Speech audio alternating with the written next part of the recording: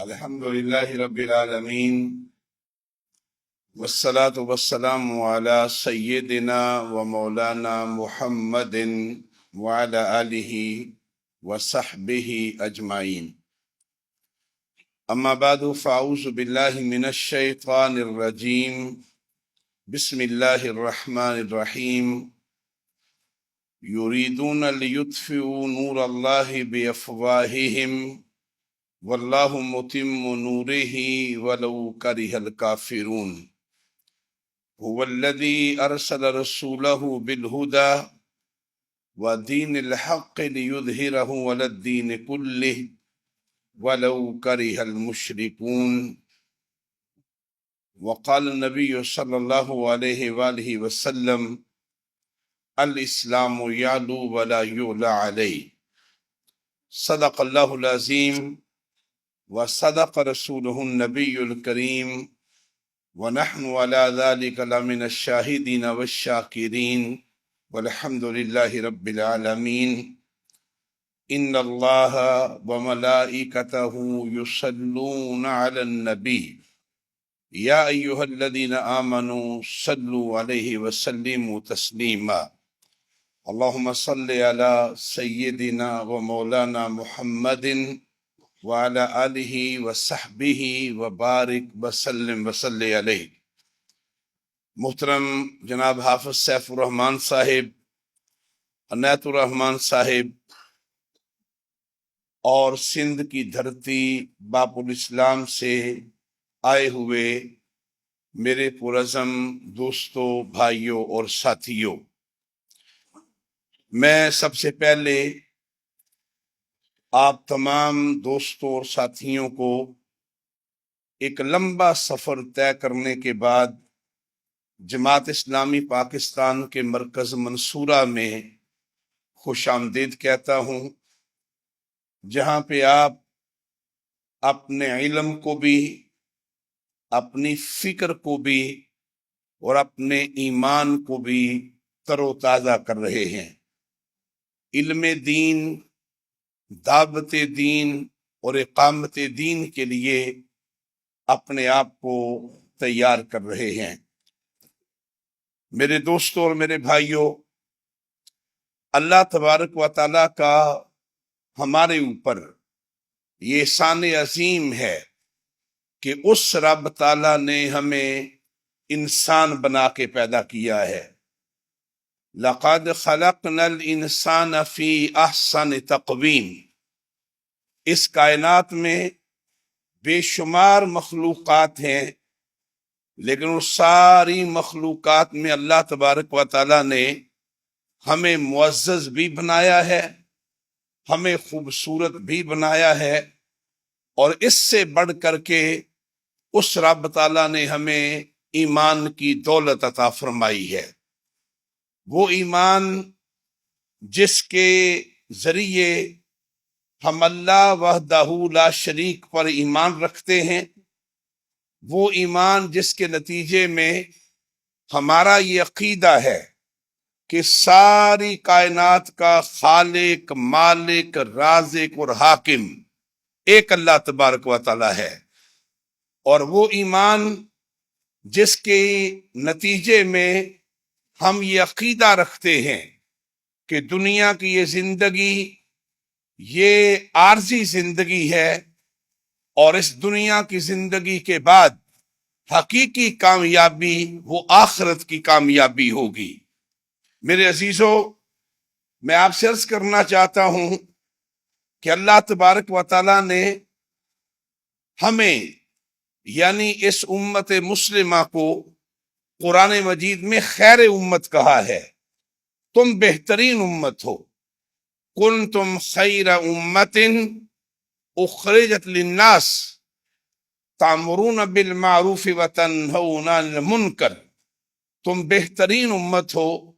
تمہارے رب نے تمہیں پیدا اس لیے کیا، کھڑا اس لیے کیا، وجود اس لیے بخشا کہ تم روئے زمین پہ نیکی کا حکم دینے والے بنو اور برائیوں سے روکنے والے بنو.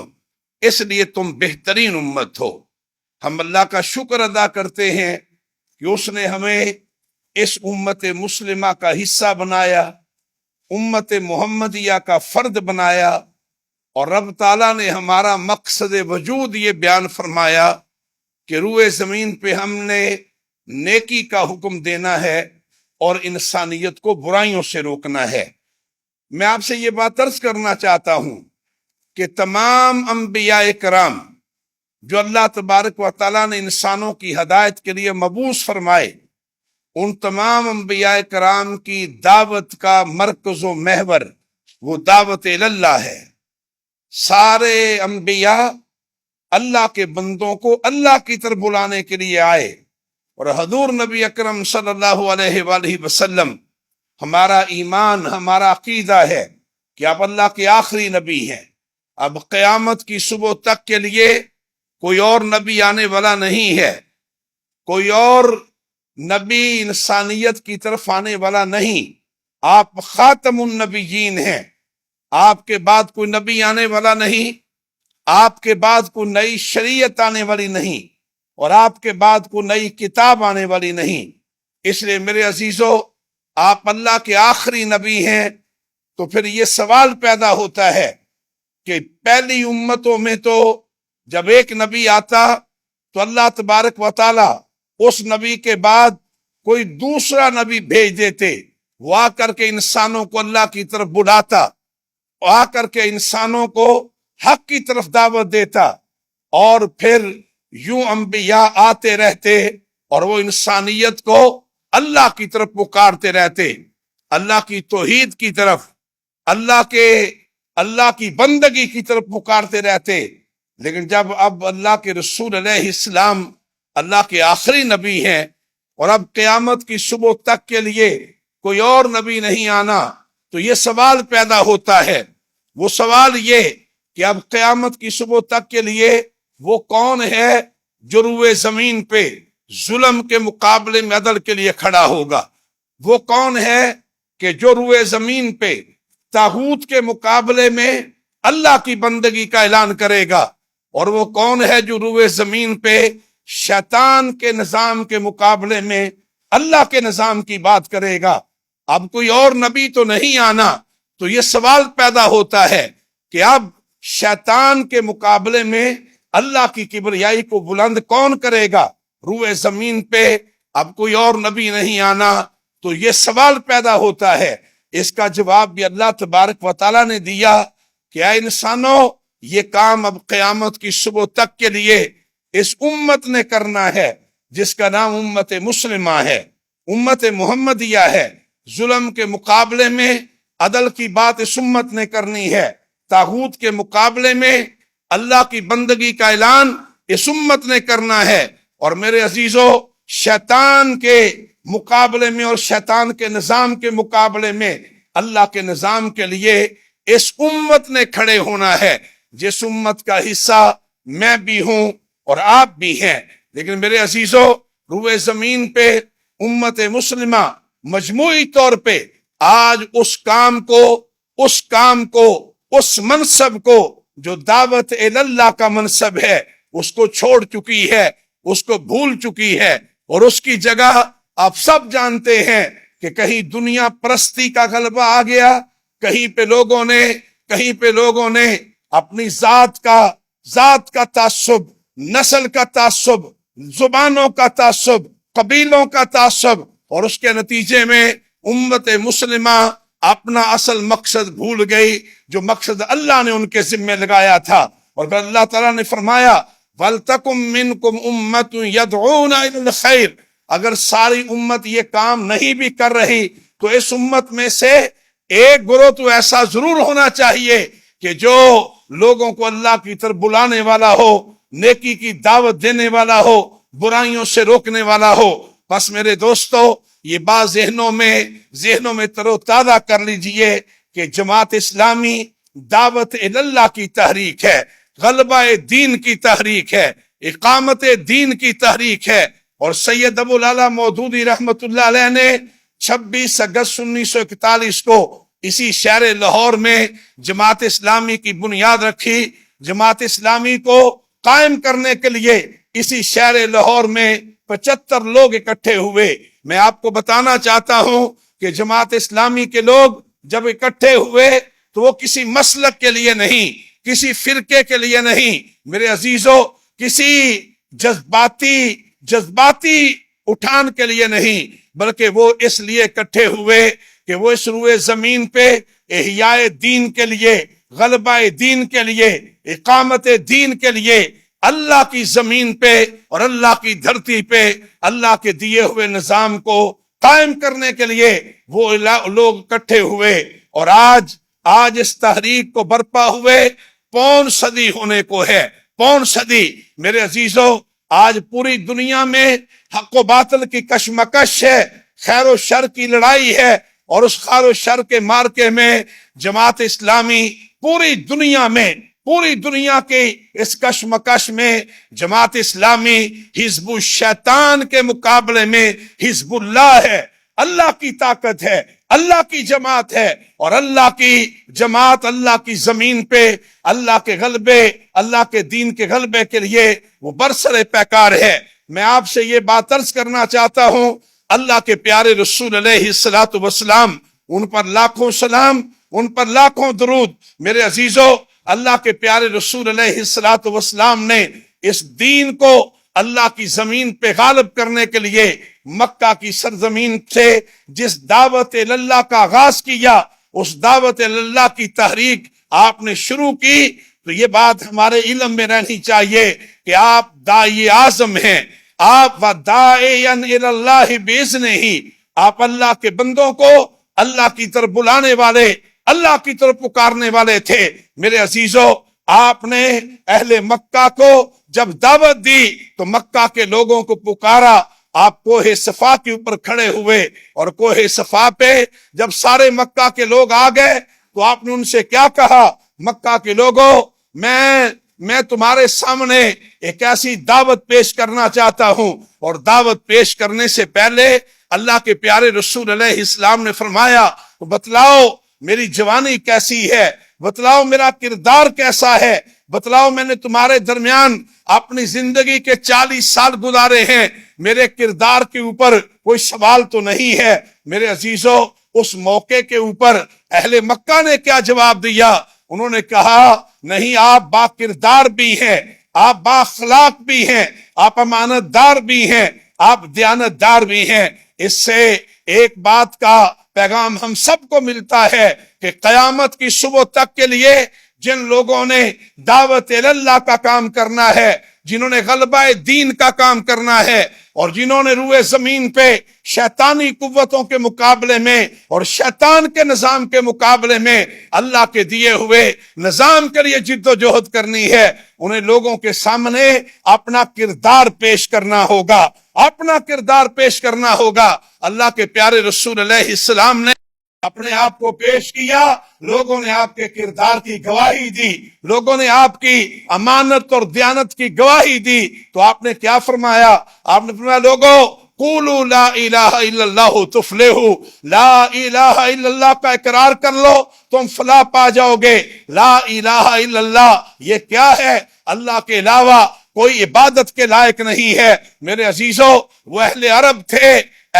تھے، اللہ کے رسول علیہ السلام نے انہیں بندگی رب کی دعوت دی، بندگی رب کی دعوت دی۔ وہ اہل عرب تھے، وہ جانتے تھے کہ لا الہ الا اللہ کے معنی کیا ہے، اس کا مطلب کیا ہے، اس کے تقاضے کیا ہیں۔ کلمہ تو آج ہم بھی سارے پڑھتے ہیں، سارے مسلمان کلمہ پڑھنے والے ہیں، لیکن میرے عزیزو، ہمارے لوگ ہم سمجھتے نہیں ہیں کہ اس کلمے کے معنی کیا ہیں، اس کلمے کے تقاضے کیا ہیں، اس کلمے کی ذمہ داریاں کیا ہیں۔ اللہ کے پیارے رسول علیہ السلام نے جب ان کے سامنے یہ دعوت ان کے سامنے رکھی کہ لا الہ الا اللہ کا اقرار کر لو تم فلاح پا جاؤ گے، اگلی بات ارشاد فرمائی، تملک العرب اس کلمے کے نتیجے میں سارے عرب کے اوپر تمہاری حکمرانی قائم ہوگی، وَتُدِينُ لَكُمُ الْعَجَمُ، اور اس کلمے کے نتیجے میں سارا عجم تمہارے سامنے جھک جائے گا، لیکن شرط یہ ہے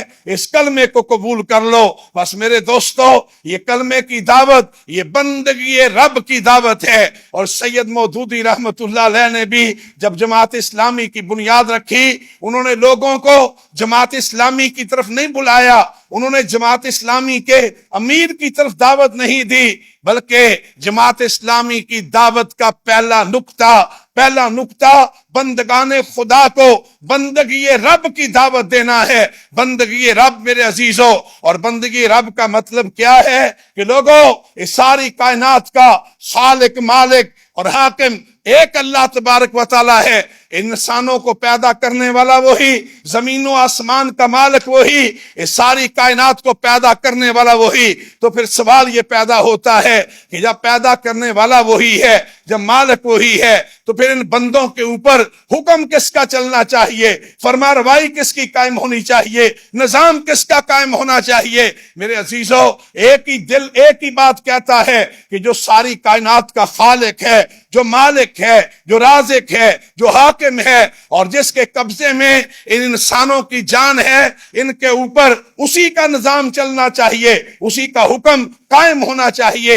ان الحکم الا للہ، حکم اللہ تبارک و تعالیٰ کا۔ بس میرے عزیزوں، بندگی رب کا مطلب ہی یہی ہے کہ اللہ اس کائنات کے اوپر، اس دھرتی کے اوپر حاکمیت اعلیٰ اللہ تبارک و تعالیٰ کی قائم ہو۔ میں آپ سے یہ بات عرض کرنا چاہتا ہوں، یہاں بندگی رب سے مراد یہ بات ذہن میں رکھیے کہ یہاں طویل عرصہ بر صغیر پاک و ہند کے اوپر انگریز کی حکمرانی رہی ہے، اور انگریز نے یہاں طویل دور غلامی کے نتیجے میں ہمارے ذہنوں میں غلامی کے اثرات مرتب کر دیے، ہمیں ذہنی طور پہ اس نے غلام بنایا، اور اس کے نتیجے میں یہاں یہ غلط فہمیاں پیدا ہوئیں کہ گویا دین مسجد میں جا کر کے عبادت کرنے کا نام ہے، نماز پڑھنے کا نام ہے، روزہ رکھنے کا نام ہے۔ بس میرے دوستو، کسی نے روزہ رکھ لیا، کسی نے نماز پڑھ لی، کسی نے حج عمرہ کر لیا، ہم نے سمجھا کہ اس نے اسلام کا تقاضا پورا کر لیا۔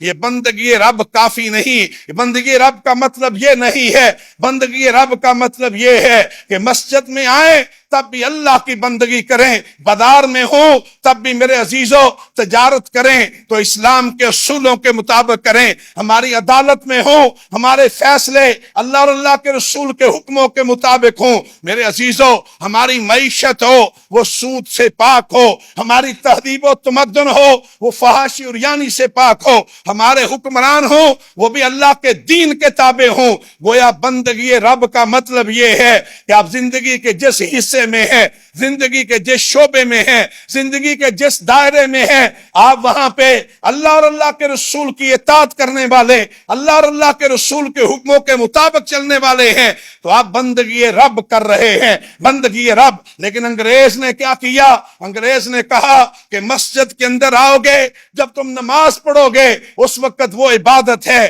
مسجد سے باہر چلے جاؤ، بازار اپنی مرضی سے چلاؤ، تجارت اپنی مرضی سے کرو، معیشت اپنی مرضی سے چلاؤ، نظام اپنی مرضی سے چلاؤ، یہ دو رنگی ہے، یہ عبادت نہیں ہے۔ پس میرے عزیزوں، جماعت اسلامی جس بندگی رب کو قائم کرنا چاہتی ہے وہ یہ ہے کہ زندگی کے تمام دائروں میں، زندگی کے تمام شعبوں میں، زندگی کے تمام میرے دوستوں تمام شعبہات میں اللہ کے دین کو قائم کرنا ہے، اللہ کے دیے ہوئے نظام کو قائم کرنا ہے، اسی کو بندگی رب کہتے ہیں۔ یہ ایسے ہی ہے، اس کو ایک مثال سے سمجھا جا سکتا ہے، انسان کا پورا بدن، انسان کا پورا جسم، وہ جب تک اس کے اعضاء اس جسم کا حصہ ہوں وہ پورے کا پورا وجود ایک مفید ہے، وہ اس سے بڑا کام لیا جا سکتا ہے۔ لیکن ایک لمحے کے لیے سوچئے، اگر بازو انسان کے جسم کا حصہ نہ ہو تو مجھے بتائیے بازو کام کا رہے گا، کام کا نہیں رہے گا۔ اگر جسم کا کوئی اور عضو وہ جسم سے علیحدہ کر دیا جائے اس کا کام ختم ہو جائے گا، لیکن وہ طاقتور تبھی ہے کہ جب وہ جسم کا حصہ ہے۔ بازو تبھی طاقتور ہیں، پاؤں تبھی کام والے ہیں، آنکھیں تبھی کارآمد ہیں جب وہ انسانی جسم کا حصہ ہیں۔ یاد رکھیے اسلام بھی ایک مکمل پیکج ہے، مکمل پیکج ہے۔ اگر ہم نماز پڑھتے رہیں، اسلام کا نظام قائم نہ ہو، ہمیں برکات نہیں ملے گی۔ ہم خالی روزہ رکھتے رہیں، اسلام کا نظام قائم نہ ہو، ہمیں برکات نہیں ملے گی۔ ہم حج اور عمرہ کر لیں لیکن میرے عزیزو فیصلے قرآن کے خلاف ہوتے رہیں، ہمیں اسلام کی برکات نہیں ملے گی، نہیں ملے گی۔ یہی وجہ ہے، یہی وجہ ہے کہ اللہ تبارک و تعالیٰ فرماتے ہیں وَمَن لَّمْ يَحْكُمْ بِمَا أَنزَلَ اللَّهُ فَأُولَٰئِكَ هُمُ الظَّالِمُونَ فَأُولَٰئِكَ هُمُ الْفَاسِقُونَ فَأُولَٰئِكَ هُمُ الْكَافِرُونَ۔ جو لوگ اللہ کے دیے ہوئے احکامات کے مطابق فیصلے نہیں کرتے، وہ لوگ ظالم ہیں، وہ لوگ فاسق ہیں، وہ لوگ کافر ہیں۔ اس لیے یاد رکھیے بندگی رب کا یہ مفہوم اپنے ذہنوں میں ڈالیے۔ آپ اپنے گھروں سے نکلے، آپ نے یہاں تک سفر کیا، آپ کی نیت خالص ہے، آپ اللہ کی رضا کے لیے آئے ہیں، آپ اللہ کے دین کے لیے آئے ہیں۔ آپ کے یہاں آنے کا ایک ایک لمحہ یہ بندگی رب کے اندر صرف ہو رہا ہے۔ میرے عزیزو یاد رکھیے اگر اس ظلم کے نظام کو بدلنے کے لیے آپ درس قرآن کریں، آپ درس حدیث کریں، آپ کوئی جلسہ کریں، آپ کوئی جلوس نکالیں، میرے عزیزو آپ کسی جگہ پہ کلمہ حق بلند کریں، یہ ساری کی ساری جد و جہد بندگی رب ہے۔ اس لیے کہ ہم ظلم پہ مبنی اس نظام کو بدلنا چاہتے ہیں اور اللہ کے دیے ہوئے نظام کو قائم کرنا چاہتے ہیں۔ اللہ کے پیارے رسول علیہ السلام نے فرمایا کہ میرے صحابہ الاسلام یالو ولا یولا علیہ، اسلام غالب ہونے کے لیے آیا ہے، مغلوب ہونے کے لیے نہیں آیا۔ یہ اللہ کی دھرتی پہ قائم ہونے کے لیے آیا ہے۔ اس لیے میں آپ سب سے یہ بات عرض کرنا چاہتا ہوں کہ یہ بات ذہنوں میں بٹھا لیجئے، جماعت اسلامی کی دعوت کا پہلا نقطہ بندگی رب کا نقطہ ہے، اور بندگی رب کا مطلب یہ ہے کہ ہم ہر حال میں اپنے رب کی بندگی کریں گے، اپنے رب کے لیے جد و جہد کریں گے۔ یا ایھا الذین آمنوا لا تقدموا بین یدی اللہ ورسولہ، زندگی کے جس دائرے میں بھی ہوں گے اللہ اور اللہ کے رسول کے حکموں سے آگے تجاوز نہیں کریں گے۔ اسی کے لیے ہمارا جینا بھی اسی کے لیے ہوگا۔ ان صلاتی و نسکی و محیای و مماتی للہ رب العالمین، ہماری نماز بھی اللہ کے لیے، ہماری قربانی بھی اللہ کے لیے، ہمارا جینا بھی اللہ کے لیے، ہمارا مرنا بھی اللہ کے لیے۔ یہ بندگی رب ہے، اس بندگی رب کے لیے۔ اور یہ بات ذہن میں رکھیے کہ جماعت اسلامی کوئی مسلکی جماعت نہیں ہے، کوئی ایسی مسلکی جماعت جس کی پہچان کوئی مسلک ہو، کوئی فرقہ ہو، چند فقہی مسائل ہوں۔ نہیں میرے دوستوں، میرے بھائیوں، جماعت اسلامی کی پہچان یہ ہے کہ یہ اسلام کے غلبے کی تحریک ہے، یہ اللہ کے دین کو قائم کرنے کی تحریک ہے۔ اسی لیے اللہ تبارک و تعالیٰ نے فرمایا ان الدین عند اللہ الاسلام، اللہ تبارک و تعالیٰ کے نزدیک زندگی گزارنے کا ایک ہی طریقہ ہے اور اس کا نام اسلام ہے۔ وَمَن يَبْتَغِ غَيْرَ الْإِسْلَامِ دِينًا فَلَن يُقْبَلَ مِنْهُ، جو اسلام کو چھوڑ کر کے کسی اور نظام کی بات کرے، کسی اور ازم کی بات کرے، یہ اللہ تبارک و تعالیٰ کو قطعاً قابل قبول نہیں ہے۔ وَهُوَ فِي الْآخِرَةِ مِنَ الْخَاسِرِينَ، یہ رویہ کوئی بھی اختیار کرے دنیا میں بھی ذلت اس کا مقدر ہے اور آخرت میں بھی رسوائی کے علاوہ اس کے حصے میں کچھ نہیں آئے گا۔ بس میرے دوستو اس بات کا عزم کیجئے کہ انشاءاللہ بندگی رب کی یہ جد و جہد انشاءاللہ پوری زندگی کریں گے، زندگی کے ہر مرحلے میں کریں گے، زندگی کے ہر دائرے میں کریں گے بندگی رب کے لیے۔ انشاءاللہ زندگی کی آخری سانس تک اس جد و جہد کو جاری رکھیں گے۔ یہاں میں یہ بات آپ سے عرض کرنا چاہتا ہوں، اللہ کے پیارے رسول علیہ السلام کی ساری زندگی بندگی رب کی زندگی ہے، بندگی رب کی سیرت طیبہ ہے۔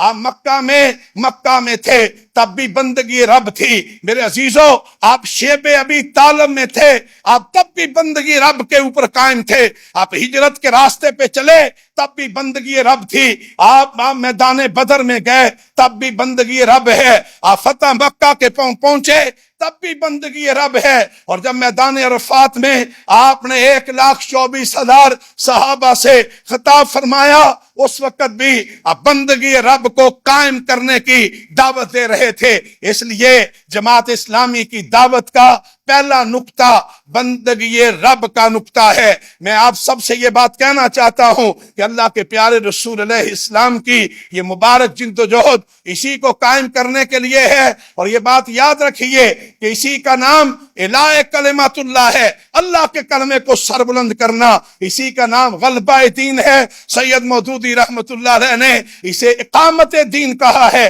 اللہ کے دین کو قائم کرنا, اللہ کے دین کو غالب کرنا. جماعت اسلامی کی دعوت کا دوسرا نقطہ یہ ہے کہ اللہ کے بندو جس اللہ پر ایمان لے آئے ہو پھر یہ ایمان خالی زبانی نہیں ہونا چاہیے, یہ ایمان خالی زبان کا دعویٰ نہیں ہونا چاہیے, بلکہ اس ایمان کے ساتھ تصدیق بالقلب بھی ہو, دل گواہی دے.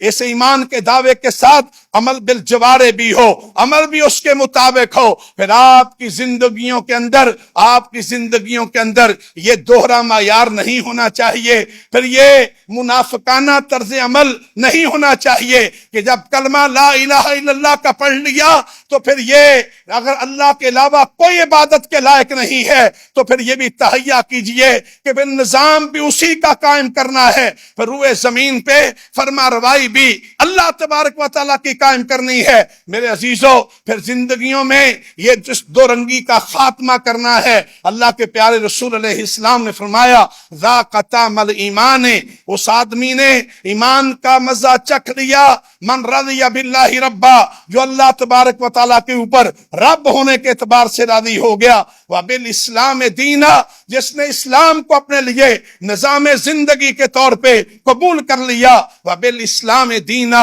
وبمحمد صلی اللہ علیہ وآلہ وسلم نبی, جس نے یہ طے کر لیا کہ میرے رہبر و رہنما محمد رسول اللہ صلی اللہ علیہ وسلم ہیں. اس لیے میرے عزیزو دعوت کا دوسرا نقطہ یہ ہے کہ ہم اپنی زندگیوں سے یہ دو عملی کہیے, منافقانہ طرز عمل کہیے, اسے ختم کریں گے. ہم جس رب پر ایمان لائے ہیں اسی رب کے نظام کو قائم کرنے کے لیے ہمارا جینا بھی اسی کے لیے ہوگا, ہمارا مرنا بھی اس کے لیے ہوگا. میرے عزیزو یہ جد و جہد کرنی ہے, اس کے لیے آگے بڑھنا ہے. اللہ کے پیارے رسول علیہ السلام نے اپنی پوری زندگی جس نظام کو قائم کرنے کے لیے ایک ایک لمحہ, ایک ایک حصہ آپ نے اللہ کے رستے میں گزارا, ہم اسی نظام کے لیے جد و جہد کریں گے. اور پھر اسی دعوت کے دوسرے نقطے میں یہ نقطہ بھی شامل ہے کہ پھر ہم تناقض اپنے اندر سے تناقض کا خاتمہ بھی کریں گے. تناقض کا خاتمہ, جو بات کہیں گے اس کے اوپر عمل کریں گے. لما تقولون ما لا تفعلون, ہم ایسا نہیں کہ کہیں گے ایک بات اور کریں گے کوئی دوسرا عمل نہیں, ہم اپنے عمل کو یا ایک رنگ کے اندر رنگ جائیں گے, صبغۃ اللہ کے رنگ میں رنگ جائیں گے. اس لیے میرے دوستو جماعت اسلامی کی دعوت کا دوسرا نقطہ یہ ہے کہ اس نظام کو جو اللہ نے دیا ہے اسے قائم کرنے کے لیے اپنی زندگیوں سے تناقض کا خاتمہ بھی کریں گے, اپنی زندگیوں سے اس منافقانہ طرز عمل کو بھی چھوڑیں گے. ہم اللہ کے سچے بندے بنیں گے, اسلام کے سچے دائی بنیں گے, ہم اللہ کے راستے میں جد و جہد کرنے والے بنیں گے. میں یہاں یہ بات آپ سے عرض کرنا چاہتا ہوں کہ میرے عزیزو وہ جو جملہ آپ نے کئی دفعہ سنا ہے کہ تھنک گلوبلی, پوری دنیا کے بارے میں سوچئے, پوری دنیا کا علم حاصل کیجئے, جانیے کہ امریکہ کیا کر رہا ہے, برطانیہ کی سازشیں کیا ہیں, دنیا کفر کیا کر رہی ہے. میرے عزیزو معلوم ہونا چاہیے اسرائیل کے یہودی کیا سوچ رہے ہیں, لیکن ایکٹ لوکلی عمل ہم نے اپنے گلی محلے میں کرنا ہے, اپنی بستی میں کرنا ہے, وہاں پہ دعوت اللہ کے لیے اپنے آپ کو تیار کیجئے، وہاں لوگوں کو اپنے گرد اکٹھا کیجئے، اور اس کے لیے میرے عزیزوں اپنے مقام کے اوپر جماعت اسلامی کو، اس کی دعوت کو، اس کے پیغام کو وسیع تر کرتے چلے جائیے۔ میں اس لیے اگلی تیسرا نقطہ جماعت اسلامی کی دعوت کا، وہ میرے عزیزوں جب پہلا نقطہ بندگی رب کا ہے، دوسرا نقطہ میرے عزیزوں، دوسرا نقطہ اس دعوے کے اوپر جو ہم نے کلمہ لا الہ الا اللہ محمد رسول اللہ پڑھ کر کے اپنے رب سے وعدہ کر لیا، اپنے رب پر ایمان لے آئے، تو اس ایمان کے اوپر سچائی کے ساتھ، دل کی گواہی کے ساتھ، عمل کی گواہی کے ساتھ کھڑے ہو گئے۔ پھر ہم نے اپنے رب سے کہا کہ اللہ اب ہمارا جینا بھی آپ کے لیے، ہمارا مرنا بھی آپ کے لیے، ہماری زندگیاں کھلی کتاب بن جائیں، ہم لوگوں کے لیے نمونہ بن جائیں، ہم اپنے گلیوں اور محلوں میں مرجع خلائق بن جائیں، ہم اپنے مقام کے اوپر اللہ کے دین کے دائی بن جائیں۔ یہاں یہ بات نوٹ کیجئے کہ میرے عزیزوں جماعت اسلامی اس دعوت کے نتیجے میں ہمارے اندر ایک جرأت پیدا کرتی ہے، ہمارے اندر میرے عزیزوں وہ جرأت پیدا کرتی ہے جس کے نتیجے میں ہم اس بات کا اقرار کرتے ہیں، ہم اپنے گلیوں اور محلوں میں ہم کسی وڈیرے کے نمائندے نہیں ہیں، ہم کسی جاگیردار کے نمائندے نہیں ہیں، ہم کسی چودھری کے نمائندے نہیں ہیں، ہم اپنی گلی اور اپنے محلے میں ہم اللہ کے بندے ہیں، محمد رسول اللہ کے امتی ہیں، ہم اپنے مقام کے اوپر اللہ کے دین کے دائی ہیں، اور وہاں پہ ہم اللہ کے دین کے نمائندے ہیں، اللہ کے دین کے نمائندے ہیں، ہم نے اللہ کے دین کے لیے کھڑے ہونا ہے، اس کے لیے جد و جہد کرنی ہے۔ اس لیے میرے عزیزوں اس کے لیے جماعت اسلامی کی دعوت کا دوسرا نقطہ یہ ہمارے ذہنوں میں تر و تازہ رہے۔ اور تیسرا نقطہ کیا ہے؟ تیسرا نقطہ یہ ہے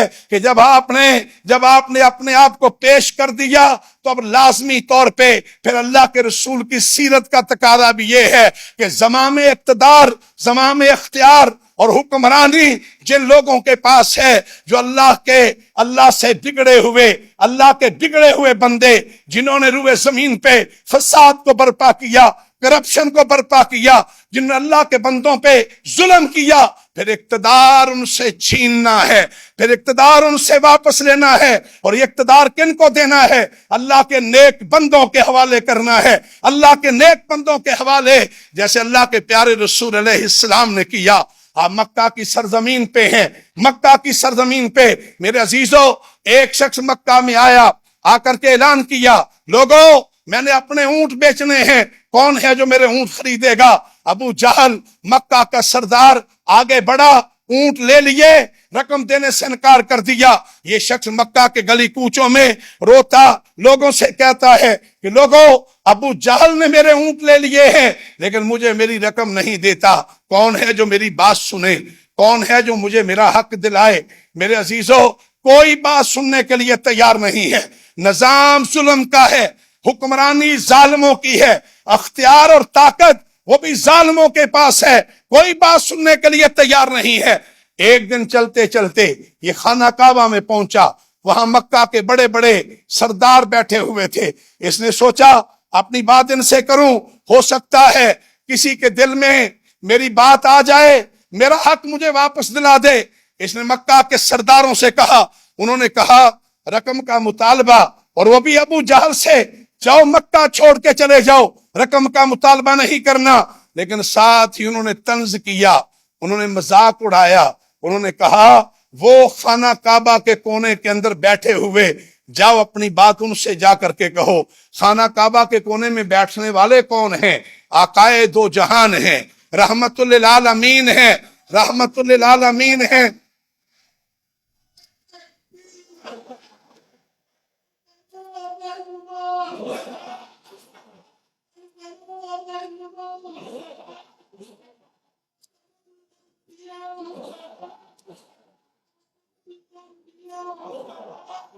ماشاءاللہ، نعرہ لگے، اور باب الاسلام سندھ کے مجاہدین آئے ہوئے ہوں، اور کوئی اور کوئی کوئی جواب دے اور کوئی نہ دے، اللہ کی کبریائی بلند ہو رہی ہو، یہ اختیاری مضمون تو نہیں ہے۔ جواب دیں تو منصورہ کی بستی گونج جانی چاہیے، جواب دیں تو پوری جواب دیں تو پورے ڈسپلن کے ساتھ دیں، پوری قوت کے ساتھ دیں۔ اللہ کی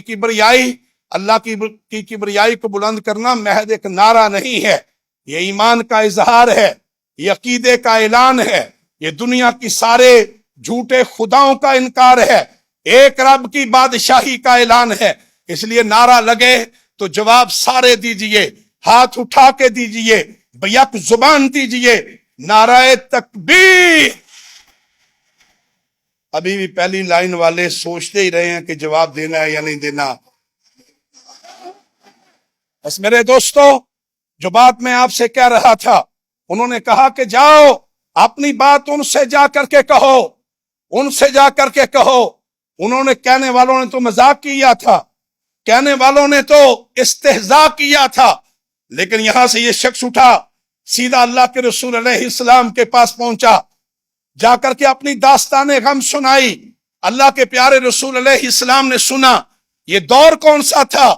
یہ دور وہ تھا جب چند گنتی کے صحابہ نے اسلام کو قبول کیا تھا، چاروں طرف ظلم کی داستانیں تھیں، چاروں طرف طاقتور لوگ، کہیں بلال حبشی تپتی ہوئی ریت کے اوپر لیٹے ہوئے، کہیں خباب بن ارد دہتے ہوئے انگاروں پہ لٹائے گئے، کہیں آل یاسر کو شہید کر دیا گیا۔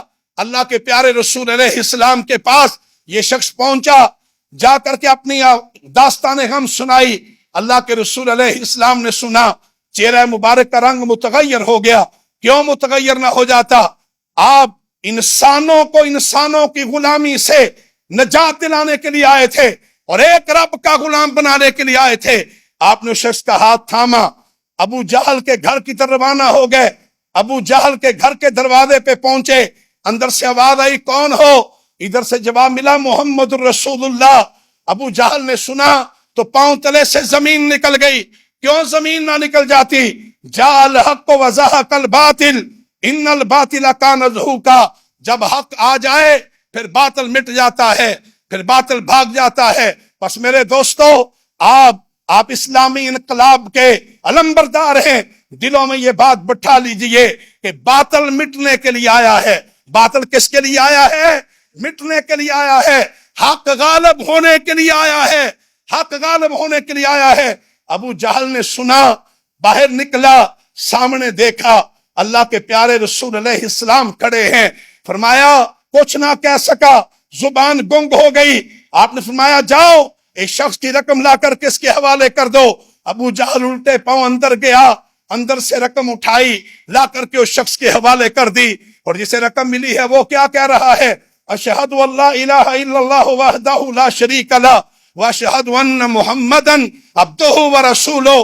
میرے دوستو، جو بات میں آپ سے کہنا چاہتا ہوں وہ یہ کہ اللہ کے پیارے رسول علیہ السلام نے اپنی زندگی میں جو انقلاب برپا کیا ہے، آج امت مسلمہ اسی انقلاب کے راستے پہ چل رہی ہے۔ جماعت اسلامی اسی انقلاب کو برپا کرنا چاہتی ہے۔ اس لیے میں نے آپ سے کہا تھا، ہم اپنے علاقوں میں، اپنے محلوں میں، اپنی بستیوں میں ہم کسی سردار کے نمائندے نہیں ہیں، کسی وڈیرے کے نمائندے نہیں ہیں، کسی جاگیردار کے نمائندے نہیں ہیں۔ ہم کس کے نمائندے ہیں؟ ہاتھ اٹھا کے بتائیں کس کے نمائندے ہیں؟ ہم اللہ کے نمائندے ہیں، اللہ کے دین کے لمبردار ہیں، ہم محمد رسول اللہ کے امتی ہیں، ہم سید مودودی رحمت اللہ علیہ کی برپا کی ہوئی تحریک جماعت اسلامی کے نمائندے ہیں، دعوت اللہ کے علمبردار ہیں۔ اسے حریت فکر کہیے میرے عزیزو، اسے حق کے راستے میں جد و جہد کیجئے۔ جماعت اسلامی اسی جد و جہد کے لیے آگے بڑھ رہی ہے۔ دعوت کا تیسرا نقطہ یہ ہے کہ یہ زمام اقتدار جو ظالموں کے پاس ہے، اغیار کے غلاموں کے پاس ہے۔ میرے عزیزو، یہ زمام اقتدار ان لوگوں کے پاس ہے جو بگڑے ہوئے لوگ، جنہوں نے روئے زمین پہ فساد کو برپا کیا ہے، امن کو چھینا ہے، غلامی کی زنجیریں پہنائی ہیں۔ یہ زمام اقتدار ان سے چھیننی ہے، اور یہ چھیننا یہ اللہ کا حکم ہے، اللہ کا حکم ہے، یہ محمد الرسول اللہ صلی اللہ علیہ وسلم کی سنت ہے۔ آپ کو تو پتا ہے نا کہ آپ مکہ میں موجود تھے، ایک موقع آیا، مکہ کے سردار اکٹھے ہوئے اور آ کر کے کہا کہ اگر آپ دولت چاہتے ہیں، ہم آپ کو دولت کے ڈھیر دیے دے دیتے ہیں۔ اگر آپ چاہتے ہیں کہ آپ کو اپنا سردار بنا لیں، ہم آپ کو اپنا سردار بنا لیتے ہیں، اور اگر آپ چاہتے ہیں کسی بڑے خاندان کی طرف نسبت شادی کرنا چاہتے ہیں، ہم اس کا بھی بندوبست کر دیتے ہیں، لیکن شرط یہ ہے کہ نظام ہمارا ہی رہے گا، نظام ہمارا رہے گا، چودراہٹ بھی ہماری رہے گی، کچھ باتیں ہم آپ کی مان لیں گے، کچھ آپ ہماری مان لیں۔ اللہ کے پیارے رسول علیہ السلام نے کیا جواب دیا تھا؟ آپ نے فرمایا تھا، سنو، میرے ایک ہاتھ پہ سورج کو لا کر کے رکھو، میرے دوسرے ہاتھ پہ چاند کو لا کر کے رکھ دو، اللہ کی قسم میں اپنی دعوت اور اپنے مشن سے پیچھے نہیں ہٹوں گا، یا چلتے چلتے یہ دین اللہ کی زمین پہ غالب آئے گا، اور یا میں اپنی جان اللہ کے رستے میں قربان کر دوں گا۔ بس میرے دوستو، میں آپ سے پوچھنا چاہتا ہوں کہ جماعت اسلامی کے اس مشن کے لیے انشاءاللہ آپ عہد کرتے ہیں کہ زندگی کے آخری سانس تک انشاءاللہ جد و جہد جاری رکھیں گے؟ ہاتھ اٹھا کے بتائیں انشاءاللہ۔ بس میرے دوستو آخری بات کہہ رہا ہوں، اس مشن کے لیے، یہ مشن یہ جماعت اسلامی کی پارٹی کا مشن نہیں ہے، یہ مشن اللہ کا دیا ہوا، محمد الرسول اللہ کا دیا ہوا۔ یہ بات ذہن میں رکھیے کہ سید مودودی رحمت اللہ علیہ، انہوں نے جماعت اسلامی کو اسلام کے غلبے کے لیے کھڑا کیا، برپا کیا۔ جماعت اسلامی میں الحمدللہ اس کے اندر علماء کرام بھی ہیں، بڑے بڑے سکولرز بھی ہیں اس جماعت کے اندر۔ میرے عزیزوں، اس جماعت کے اندر بڑے ڈاکٹرز بھی ہیں، انجینئر بھی ہیں، کسان بھی ہیں، مزدور بھی ہیں، تاجر بھی ہیں، نوجوان بھی ہیں، خواتین بہنیں اور بیٹیاں بھی ہیں۔ یہ اسلامی تحریک ہے۔ یہاں یہ بات ذہن میں رکھیے کہ مولانا مودودی رحمت اللہ علیہ نے کوئی مذہبی فرقہ نہیں بنایا، بلکہ انہوں نے سب لوگوں کو اکٹھا کیا۔ اور جو بات میں آپ کو سمجھانا چاہتا ہوں وہ یہ کہ آج کے دور میں مذہبی جماعتیں جتنی بھی ہیں وہ مسلکوں اور فرقوں کے نام، لیکن سید مودودی رحمت اللہ علیہ نے کیا کہا؟ انہوں نے کہا کہ جو اس بات کا اعلان کر دے اللہ خالقنا، اللہ ہمارے خالق ہیں، جو اس بات کا اقرار کر لے والرسول قائدنا، رسول ہمارے رہبر و رہنما ہیں، جو اس بات کا اعلان کر دے کہ القرآن دستورنا، قرآن ہمارا دستور ہے، اور جو یوم آخرت پر ایمان رکھتا ہو، یہ جتنے بھی لوگ ہیں، ان کا رنگ جو بھی ہو، قبیلہ جو بھی ہو، برادری جو بھی ہو، میرے عزیزوں، یہ سارے لوگ مل کر کے اللہ کے دین کے لیے، غلبہ دین کے لیے جد و جہد کر سکتے ہیں، مل کے جد و جہد کر سکتے ہیں۔ بس میرے عزیزوں، میں اپنی بات کو سمیٹ رہا ہوں۔ آج اگر ہم پاکستان کے اندر رہتے ہیں تو یاد رکھیے، غزہ والے جد و جہد کرنے والے، ان کو بھی رہنمائی جماعت اسلامی سے ملی ہے۔ آج اگر ہم پاکستان میں رہنے والے، آج میرے عزیزوں، آج اگر بنگلہ دیش کے اندر ہمارے بھائی اسی دین کے غلبے کے لیے کھڑے ہوئے، ان کو رہنمائی بھی جماعت اسلامی سے ملی۔ کشمیر میں، انڈیا میں، بھوٹان میں، سری لنکا میں، پوری دنیا کے اندر اگر جد و جہد آگے بڑھ رہی ہے تو یہ میرے عزیزوں جماعت اسلامی ہے، سید مودودی کی فکر ہے۔ اس لیے میں آپ سے آخری بات کہہ رہا ہوں، آخری بات، اللہ کے دین کے غلبے کی جد و جہد کرنا یہ زندگی کا مقصد ہے، زندگی کا عنوان ہے۔ وہ جو ہم نعرہ لگاتے ہیں کہ تیرا میرا رشتہ کیا، جواب یہی ملتا ہے، لا الہ الا اللہ۔ پھر اگلا نعرہ لگاتے ہیں، زندگی کی قیمت کیا، لا الہ الا اللہ۔ میرے عزیزو، بس میں آپ سے یہی کہہ رہا ہوں کہ اس جد و جہد کو آگے بڑھانا ہے، اور آگے بڑھانے کے لیے ضروری ہے کہ جس مقام سے آپ آئے ہیں، آپ جس گاؤں سے آئے ہیں، جس بستی سے آئے ہیں، جس محلے سے آئے ہیں، اس بستی اور محلے میں میرے عزیزو آپ نے اس تحریک کو مضبوط کرنا ہے انشاءاللہ۔ ذرا سارے کہیں نا انشاءاللہ کرنا ہے۔ اس تحریک کو مضبوط کرنا ہے، اپنے قبیلے کو، اپنی برادری کو، اپنے عزیز و اقارب کو، اپنے رشتہ داروں کو، سب کو اکٹھا کرنا ہے اور سب کو بتلانا ہے کہ لوگوں، ہم کسی انسان کے غلام نہیں ہیں۔ حضرت ربی بن عامر رضی اللہ تعالیٰ عنہ کی طرح وہ رستم کے دربار میں گئے تھے، بہت بڑا بادشاہ تھا ربی بن عامر، یہ محمد رسول اللہ صلی اللہ علیہ وسلم کے غلام تھے۔ میرے عزیزو، جب رستم کے دربار میں پہنچے نا تو وہ بادشاہ تھا، بڑا سردار تھا، اس نے اپنے پورے دربار کو سجایا، اس نے اس کو طرح طرح سے اس کو مکفّا اور مسجع کیا۔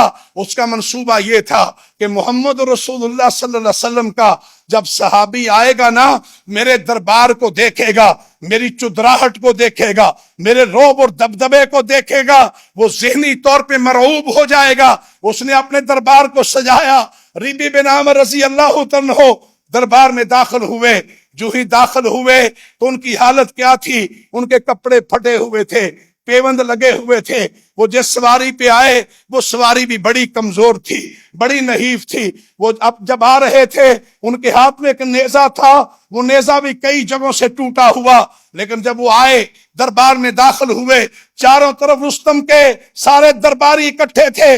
میرے دوستو، ربی بن عامر داخل ہوئے، جب دیکھا رستم نے کہ میں نے انتظام تو کچھ اور کیا تھا لیکن آنے والے کے اوپر کوئی اثر نہیں ہے، کوئی اثر نہیں ہے، اس کے آنے کے اوپر، اس کی چال ڈھال کے اوپر کوئی اثر نہیں ہے۔ وہ ایک آزاد آدمی کی طرح، مرد حر کی طرح داخل ہوئے۔ رستم کو بڑی حیرت ہوئی، اس نے کہا ٹھہریے ذرا، مجھے بتلائیے تم انسانیت کو کیا دینا چاہتے ہو، کیا دینا چاہتے ہو؟ حضرت ربی بن عامر رضی اللہ تعالیٰ عنہ انہوں نے ایک جملے میں بات کو ختم کر دیا۔ اس نے کہا سنیے، ہم انسانیت کو کیا دینا چاہتے ہیں؟ اخراج العباد من عبادت العباد الى عبادت اللہ۔ ہم بندوں کو بندوں کی غلامی سے نجات دلانا چاہتے ہیں اور انہیں ایک رب کا غلام بنانا چاہتے ہیں، ایک رب کا غلام بنانا چاہتے ہیں۔ یہی دعوت ہے، یہی پیغام ہے اور یہی جد و جہد کا عنوان ہے۔ مجھے امید ہے انشاءاللہ کہ آپ یہاں سے واپسی پہ اپنے اپنے علاقوں کے اندر اس دعوت کے علمبردار بنیں گے۔ میرے عزیزو، میں آخر میں کہہ رہا ہوں کہ دنیا کے اندر جتنے انسانوں کے بنائے ہوئے نظام تھے ناکام ہو گئے، ناکارہ ہو گئے۔ انسانیت کے لیے ایک ہی نظام باقی ہے اور وہ اسلام کا مبارک نظام ہے۔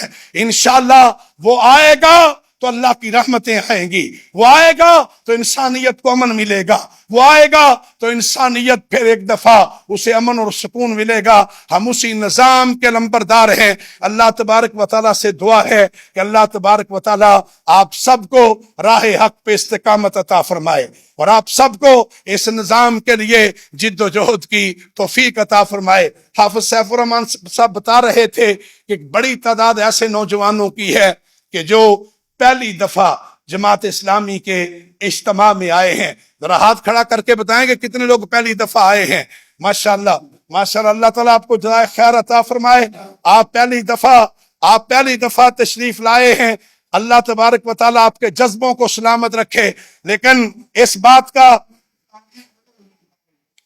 چلیے آپ سب کہہ رہے ہیں تو سارے کھڑے ہو جائیں، اچھی بات ہے۔ ذرا سارے کھڑے، اللہ اکبر، سارے کھڑے ہو جائیے، اللہ اکبر۔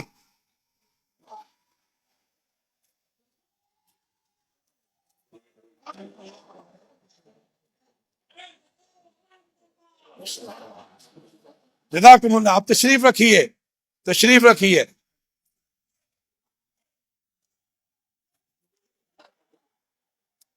میرے عزیزو، آپ کو پتا ہے نا کہ اسلام تو اس پورے خطے کو سندھ کی سرزمین سے ملا ہے۔ باب الاسلام، اسلام کا دروازہ سندھ ہے۔ وہاں سے اسلام آیا اور یہ بر صغیر تک پہنچا. انشاءاللہ باب الاسلام سندھ کو حقیقی باب الاسلام بنائیں گے انشاءاللہ. انشاءاللہ بنائیں گے. اور وہ جملہ بار بار میں آپ سے کہنا چاہتا ہوں کہ میرے عزیزو، ہم اپنے اپنے علاقوں اور اپنی بستیوں میں ہم جس رب کے نمائندے ہیں وہ رب بڑا طاقتور ہے، بڑا طاقتور ہے. ہم اس اللہ کے بندے ہیں، اسی کے نمائندے ہیں، اور جماعت اسلامی کی جد و جہد اسی رب کے نظام کے لیے ہے. ایک دفعہ نعرہ پھر لگائیے، پوری قوت سے لگائیے، اور یہ نعرہ انشاءاللہ اس کی حرارت کو آپ اپنی واپسی تک اپنے دلوں میں محسوس کرتے رہیں. نعرہ تکبیر.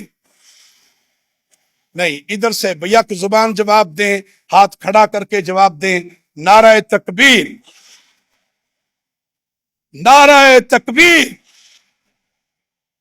اور اگر نعرہ رسالت لگے تو محمد رسول اللہ. نعرہ رسالت، نعرہ رسالت. پاکستان کا مطلب کیا؟